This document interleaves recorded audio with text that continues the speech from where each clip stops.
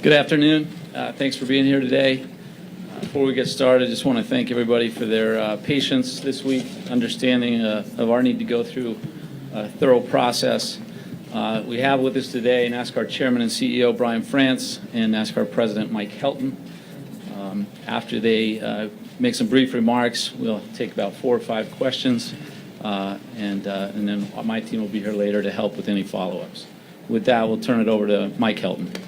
Thanks, Brett. As you're well aware, we've been looking at a lot of video, audio, and timing scoring information and other data from the Richmond race. And we reacted earlier this week, and then based on further due diligence, what we're determined to do, or what we've decided, is in addition to what other actions we've taken, we're going to put Front Row Motorsports and Penske Racing both on probation for the balance of the year for actions detrimental.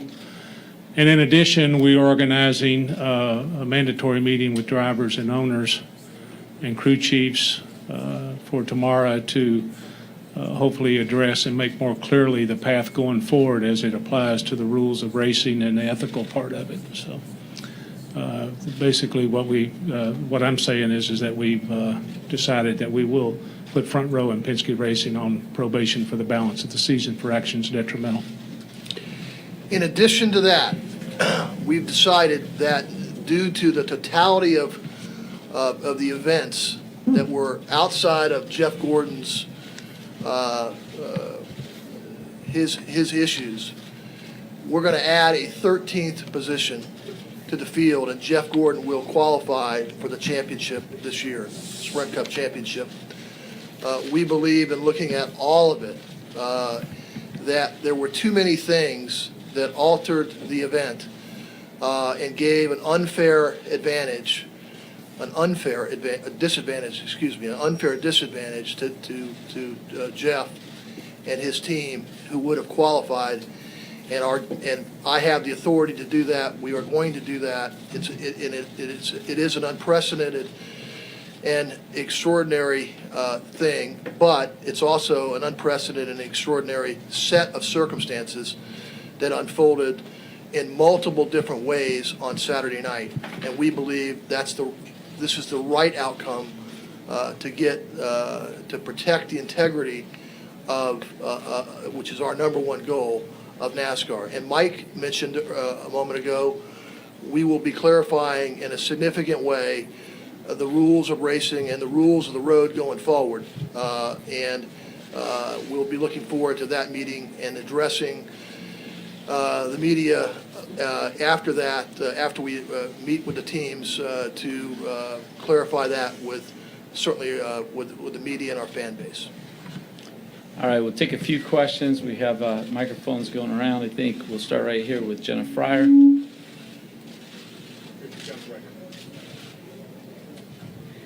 Jenna Fryer, AP. For Mike or Brian, I guess the term that's been used in the past few days is that Pandora's box is sort of open. In the meeting to clarify with drivers, what will be discussed, what can and can't be done, what going forward? All of it. We're gonna have as much clarity to where the line is, and obviously we drew a line Monday night with the penalties. With Michael Waltrip Racing. So obviously what we're going to do is we're going to protect, no matter what it takes, the integrity of the sport will never be in question. And that's what we're going to make sure that we have the right rules going forward that are clear, so that the integrity of the competitive landscape of the events are not altered in a way or manipulated, and that will be what we will be addressing. But can let a teammate be allowed to get a point? I said we would address the media tomorrow after we address the teams. We'll go over here to Claire B. Lang and then back over here to Lee Spencer. Claire B. Lang, Sirius XM NASCAR Radio. Brian, how unprecedented is this in the sport? How much, if you could compare it to anything that's happened in the sport, did it verge on affecting the integrity of the sport, which you are now, making these decisions because of? I think more than anything, it's just the right thing to do, more than anything. And As I said, there were just too many things that went on Saturday night that gave a clear disadvantage, and we deemed unfair to the 24 that we needed to address that, and that's why we withhold the right to, in extraordinary circumstances, to do important things like we did today. Do you recall anything like this ever before this grade? Well, I mean, you'd have to ask, people that have lost races and lost championships as a result of that. I mean, you can go down the list of what is important. This is unusual because we've only had the chase, of course, 10 years or so. So obviously the first time, and we would have preferred not to be in this position, obviously, but we are, and that's our judgment. We'll go with Lee Spencer and then over to Alan Cavana and then to Nate Ryan. Lee Spencer, Fox Sports. Where do you draw the line as far as what has just been the fabric of racing in the past, things that we have seen, throughout time? I mean, Richard Petty, the king, walked up to me, he said, had what happened between the 22 and Gilliland's team had happened at Atlanta, it would not have been blown up to this proportion. So where do we draw the line between what just is a natural occurrence or perhaps part of our fabric and what is untoward? We'll be addressing that tomorrow. We're going to be very clear about that, but we owe it to the drivers, and we also want to get, obviously, input. We'll be explaining that to them, and the crew chiefs and others before we'll address that. But we certainly will address that. There are lines. They will be much clearer coming out of tomorrow than they are today. But listen, the most important thing is the integrity of the event, and we'll deal with that. Over here to Alan Cavana and then to Nate Ryan. Alan Cavana, NASCAR.com. How hard was it to find the balance of where Jeff Gordon may have finished, if the events of MWR hadn't happened, to what else could have happened in the last 9 or so laps and determining that outcome? Well, it wasn't one set of circumstances that led us to this decision. It's a multiple set of circumstances that any one of them could have altered and given him a disadvantage. But cumulatively, they were just overwhelmingly, in our view, in such a way that that's just wasn't fair. And we needed to try to see if there was a way that we can't go back and run the event again. But we also are trying to be as fair and equitable as we can with all the teams. And this is an example of that. Two more. We'll go Nate Ryan and then Jim Utter. And Nate Ryan, USA Today Sports. One for each of you, I suppose. Brian, I guess if you could address the difference in the penalty here of Michael Waltrip racing versus front row. And obviously Michael Waltrip, the penalty was more severe, but you're putting Gordon back in the chase after the front row penalty. Could you discuss why those penalties are different? And Mike, will there be any changes in terms of officiating to keep this from happening again, team orders and changes in the tower from that perspective? Well, in respect to Gordon, Jeff Gordon that wasn't a result of, obviously, of just our findings with the Michael Waltrip incident. Or rather, the 38 and the 22. It was a cumulative set of circumstances that we determined that the right thing to do would be to put him into the chase. We did not conclusively determine that the Penske Racing and Front Row Motorsports actually did anything in terms of on the track that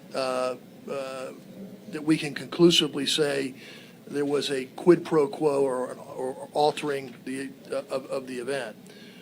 We, as Mike said earlier, we're looking at the radio discussions, who had those discussions, the idea of a bargain that is completely off limits in our view.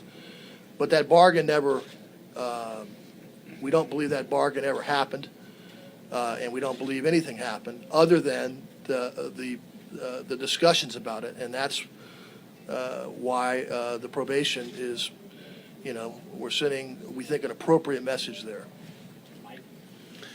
Yeah, a couple of points. One, I think and we'll clarify a lot of this after we've addressed the teams and got their input and concluded what happens next. But we've had moments in the sport where NASCAR reacting to what has evolved on the racetrack and through the team's actions. And we make a decision that shifts that paradigm, so to speak. And that's what's happened this week, in part. As an example, it may not be a very good one, but some of you will remember we used to race back to the flag, and we didn't. We stopped that.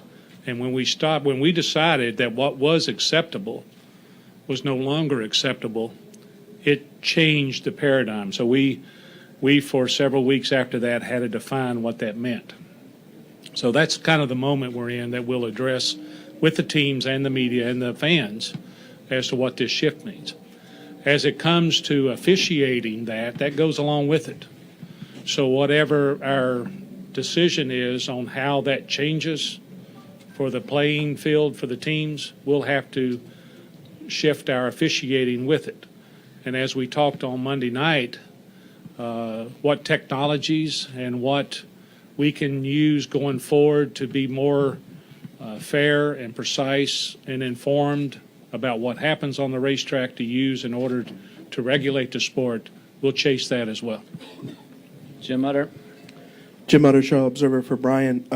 One of the arguments that you and others have used in the past for not taking away wins was that race fans needed to know when they left the track who the winner was and what took place. This week, we've now seen the results of the who got in the chase change twice in 6 days. How does that kind of get paired with the philosophy of fans leaving knowing who the winner is, or does it change the philosophy behind possibly not taking wins away? No, we still stand by that basic premise that we'd like to know who the winner is Sunday night. What we're talking about here is a set of extraordinary circumstances in multiple ways with multiple drivers and multiple teams that impacted the race, and the only way to address it is, we believe, is the way we have, punishing the teams that participated in that in some form or fashion, and trying to see if there was a way to, in this case, make Jeff Gordon have an opportunity to race for a championship, which we believe he deserves that in an effort of a fair playing field. All right, thanks, Mike, Brian. To the members of the media, we'll get back to you on timing for tomorrow, but we will address that after the meeting that we have with the competitors. Thank you.